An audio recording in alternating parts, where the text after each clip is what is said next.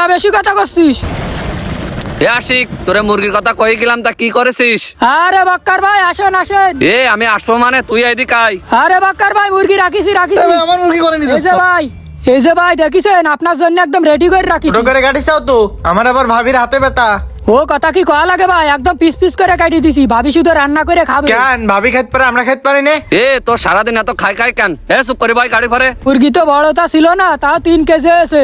700 টাকা দাম হয়, তুমি 650 টাকা দিয়ে নিয়ে যাও। কত বড় সাহস তুই চেয়ারম্যান ভাইয়ের কাছ থেকে টাকা চাচ্ছিস? না ভাই রাগ করতেছেন কান। ভাইটি ধরো দিন। এই ভাই এই আমি বুঝলাম না তো, তোমরা তো ভালো কাহিনী করতে পারো। আমার জিনিস উকিয়ে দিয়ে দিচ্ছ ওকে। তোর জিনিস মানে বুঝলাম না। চেয়ারম্যান ভাই, মুরগিটা আমি নিতে আসছিলাম, ওই 10 টাকা শর্ট পড়ে যাচ্ছে বলে মুরগিটা আমারে দিলে না। কিরে আশিক, তোর কত বড় সাহস, তুই আরেকজনের মুরগি আমাকে দিচ্ছিস? আরে ভাই এর কথা শুনেন না দিন, এসে আমরা পাগল, আপনাদের জন্য কাটিছে মুরগি। কি করছো তুমি পাগল মাগল? তোমার আমি নগদ টাকা দিয়ে মুরগি কিনতে আসি এই নে।